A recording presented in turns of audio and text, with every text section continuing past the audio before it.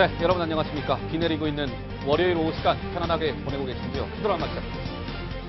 부산 지역의 학교 전담 경찰들이 여고생과 성관계를 가져 논란을 빚고 있죠. 그런데 지난해 경북 지역의 학교 전담 경찰관이 여고생을 성폭행한 혐의로 징역형을 선고받은 사실이 채널A 단독 취재 결과 드러났습니다. 참 한심한 경찰이죠.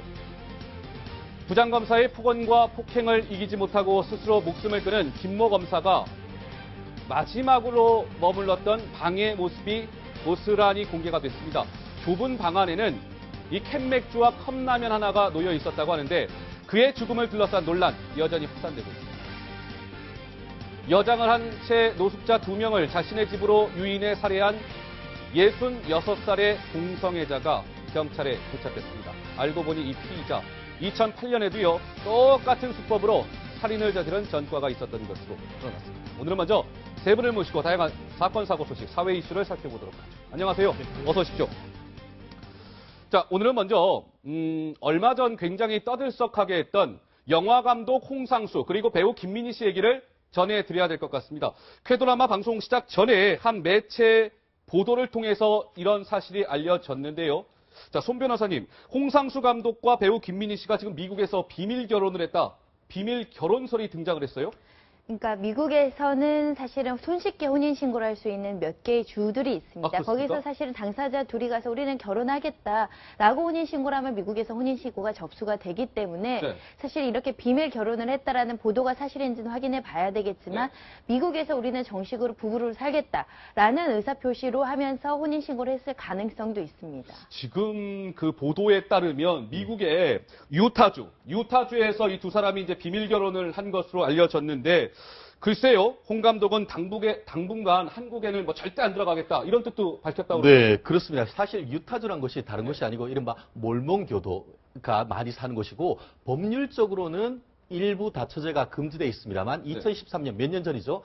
그곳에 있는 지방법원에서 일부 다처를 금지하는 법이 위헌이다라고 해서 사실상 일부 다처제가 인정되고 있는 주이기도 합니다. 아, 유타주가요? 네네. 그렇기 때문에 행간의 의미를 봤을 때 만약 지금 보도가 나오는 게 사실이라 한다고 하면은 미국 내에서 일부 다처제가 사실상 인정되고 있는 유타주에 가서 혼인을 했을 가능성이 있는데요.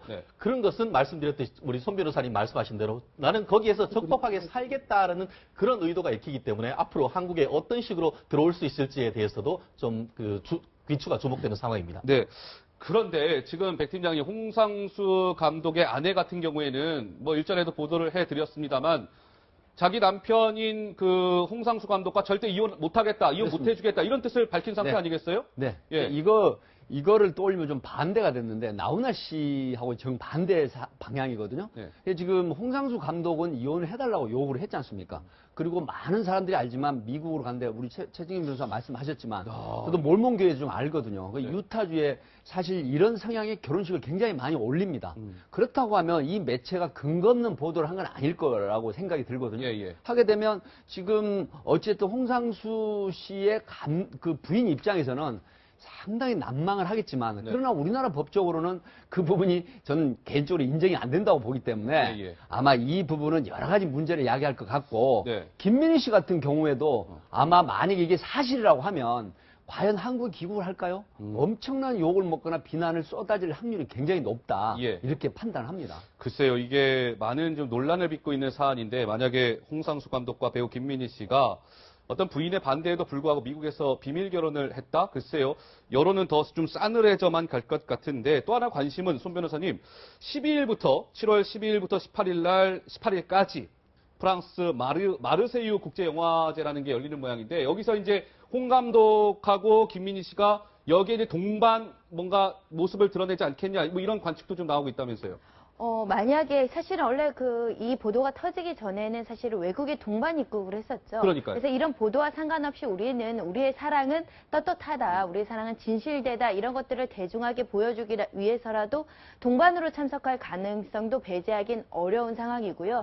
다만 우리 국내 여론은 굉장히 좋지 않기 때문에 이 시점에 공식 석상에 가는 것은 굉장히 피해야 되지 않느냐 이런 여러 가지 조언들을 외부에서 해줘야 되는데 현재는 사실은 김민희 씨가 선수가 어떤 소속 회사나 매니저나 제대로 없는 상황이기 때문에 어떤 결정을 할지 좀 지켜봐야 될 것 같습니다. 근데 이제 이번에 이 마르세유 국제영화제가요, 홍상수 감독의 회고전이래요. 회고전이기 때문에 참석 가능성이 높다는 거거든요. 왜냐하면 홍상수 감독의 작품 오수정, 하하하, 지금은 맞고 그때는 틀리다. 대표작들이 줄줄이 상영이 된다는 거예요. 근데 정작 감독이 자리를 비워서야 되겠습니까? 그래서 12일쯤에 뭔가 12일 요때는 그 홍 감독의 입장을 좀 들을 수 있지 않겠느냐, 뭐 이런 얘기도 나오는 거죠. 실질적으로 잔치가 열렸는데 주인공이 없다는 것은 말이 안 그러니까요. 되겠죠. 그렇기 네. 때문에 그와 같은 그 회고전이라고 한다고 하면은 적어도 홍상수 감독 입장에서는 나갈 거의 의무가 있는 그런 것이고, 실질적으로 모든 비용이라는 것을 거기에서 초대했을 가능성이 있기 때문에 그와 같은 점에서는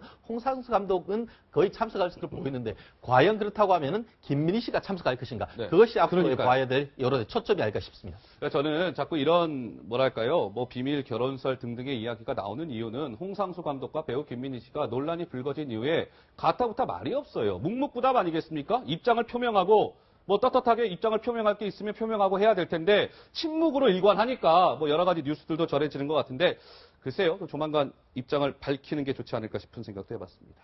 자, 본격적으로 또 사회 이슈 들여다볼 텐데요. 이번에 대화 나눌 주제는 바로 이겁니다. 화면을 통해 만나보시죠.